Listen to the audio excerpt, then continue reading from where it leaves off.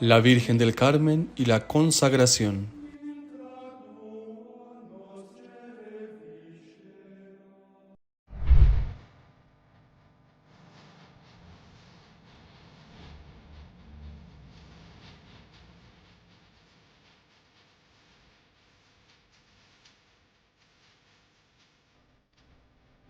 Nosotros, los heraldos del Evangelio, los caballeros de la Virgen, hemos nacido dentro de la espiritualidad carmelitana. El profesor Plinio Correa de Oliveira era terciario, era el superior de los terciarios carmelitas de la ciudad de Sao Paulo, en la Basílica Nuestra Señora del Carmen, y allí fue donde conoció Monseñor Juan Clá, nuestro fundador, al doctor Plinio. Porque un profesor del colegio de él, que defendía, en fin, las ideas católicas y tal, y por eso él tuvo cierta afinidad con ese profesor. Entonces ese profesor lo invitó a conocer a el prior de la orden tercera carmelita, que era el doctor Plinio, de esos terciarios. Y una cosa muy bonita es que Monseñor Juan, él desde joven veía la crisis del mundo y él rezaba a Nuestra Señora, porque él soñaba con fundar un movimiento de jóvenes para defender las ideas católicas, las buenas costumbres y tal, y oponerse a esa decadencia de la juventud sobre todo. Incluso él le propuso a este profesor que fuera parte de esa organización. Y es bonito que él cuenta eso en el libro que escribió sobre la vida del doctor Plinio, que él rezaba, se arrodillaba en la cama y tenía polémicas con unos familiares que eran ateos y tal, y él rezaba y rezaba, y de repente le venía a la imagen la figura de un hombre, que le veía así, un hombre corpulento, pero el rostro no se lo veía bien, pero veía un hombre muy corpulento, y como una voz interior que le decía: este hombre es el hombre que va a luchar por esa restauración de las buenas costumbres en el mundo y tal, y este es el hombre clave. Era una voz interior que le decía eso. Bueno, este profesor lo invita a conocer la orden terciaria carmelita, y fue un 7, el primer día de la novena, lo invitó al primer día de la novena en la iglesia de los carmelitas en San Pablo, Brasil, el 7 de julio, del 56. Él entró, era jovencito, tenía 16, 17 años, se sentó ahí en uno de los bancos y estaba la iglesia llena, y una orquesta toca un himno carmelita muy lindo, así muy solemne, que ya eso lo emocionó mucho a él, y comenzó la ceremonia, que no era misa, era la novena de la Virgen del Carmen. Entonces entraron los carmelitas en procesión, los carmelitas terciarios carmelitas. El Flos Carmeli. Entonces entraban de dos en dos, y ellos usaban un hábito que no era el de los monjes, era una túnica más simple con una capa.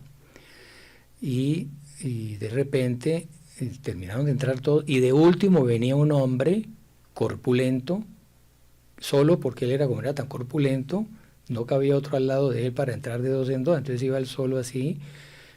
Y ese era el doctor Plinio Correa de Oliveira. Y cuando él lo vio, dijo: uy, pero esto es lo que yo he visto varias veces en la imaginación, de que este es el hombre clave con el cual yo debo luchar para hacer este trabajo de apostolado y tal. Ahí fue que él recibió esa gracia de discipulado, de seguirlo, de acompañarlo toda su vida, y recibir de él este espíritu de esclavitud a María. A través del ejemplo de Eliseo, aprendamos nosotros también a ser discípulos, a seguir este espíritu de María. Eliseo es un hombre de Dios. Él no sigue las consignas del mundo. Él conoció a Elías y decidió seguirlo por entero. Se entregó totalmente a este hombre que la orden carmelita considera como un remoto fundador. Y es que el profeta Elías le había pedido a Dios para castigo, porque le tocó una época en que el rey había caído en la idolatría, el rey de Israel, y el pueblo entero había caído en la idolatría, adoraban un ídolo Baal y tal, y habían abandonado la verdadera religión. Y el profeta Elías había enfrentado al rey, y, en fin, inútilmente, no había conseguido que se convirtiera. Entonces Elías pidió a Dios que mandara una sequía, Y Dios le hizo caso a Elías y mandó una sequía. Le dijo al rey, de castigo, ahora viene una sequía terrible porque usted no quiere hacer caso, no quiere convertirse, con su mal ejemplo que arrastró a todo el pueblo. Entonces vino una sequía terrible, 3 años de sequía, entonces los ganados muriéndose, los cultivos, en fin, una hambruna, una cosa tremenda.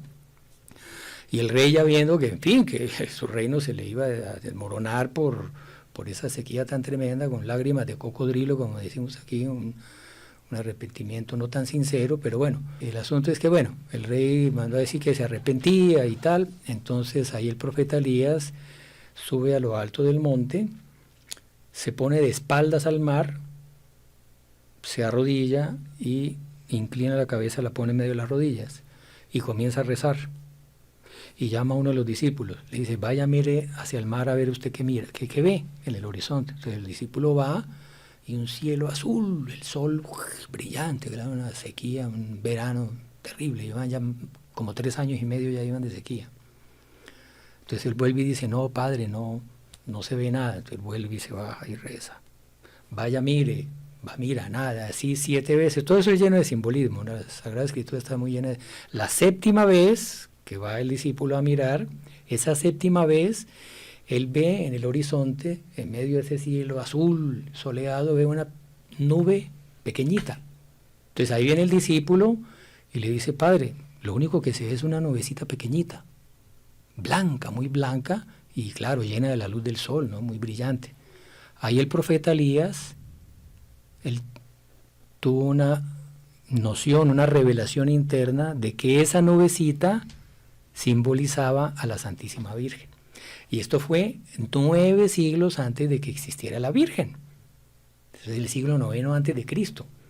Pero ahí él tuvo una noción de que ese Mesías prometido, que iba a venir y que iba a restaurar el mundo y que iba a redimir la humanidad y que iba a abrir las puertas del cielo y tal, él iba a venir a través de una mujer que era su madre y que esa mujer iba a tener un papel clave en todos los planes de ese Redentor para la salvación del mundo. Entonces él tuvo una noción, un flash así interno, donde tuvo esa noción clara de quién iba a ser la Virgen. O sea, ellos nacen como una orden mariana, por esa visión mariana que el profeta Elías tuvo en el monte. Eso es un símbolo de lo que va a pasar con el mundo hoy en día.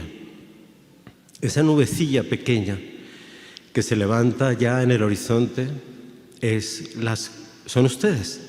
Son en medio de este mundo personas que, como Eliseo, dicen, no, hay que seguir a María, hay que seguir a ese hombre, Elías, ¿no?, que decidió entregarse por entero a Dios, a pesar de que todos los demás daban la espalda.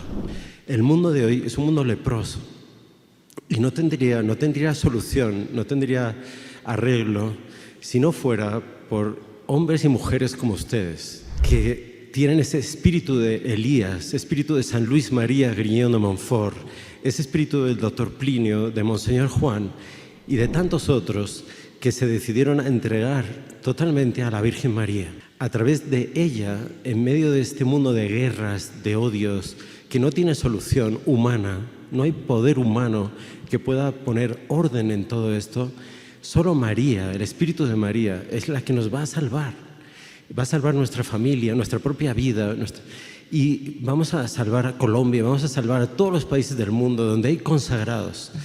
Ellos van a ser esos Elías que van a interceder y van a pedir, ustedes van a ser la conversión, la misericordia, la bondad, aún incluso en medio de castigos, pero al final siempre tiene la última palabra ella, la Madre del Salvador, aquella que tiene en las manos la clave de la salvación del mundo.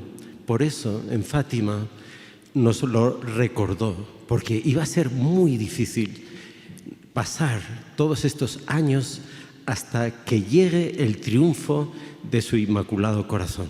Pero al consagrarnos a ella, pasamos a ser uno con ella. Nuestro corazón, nuestra vida, pasa a ser de ella. Así podremos salir de los vicios, de los pecados, de las malas costumbres que este mundo crea como una lepra y va contagiando a todo el mundo. Nosotros vamos a hacer al revés, vamos a curar a todo el mundo, que tenga contacto con nosotros, que ya hemos recibido ese milagro. Nosotros iremos haciendo esos milagros a nuestro alrededor. Si no se quiere perder ninguno de nuestros videos, suscríbase a nuestro canal, active la campanita y no se olvide de compartirlo con sus conocidos.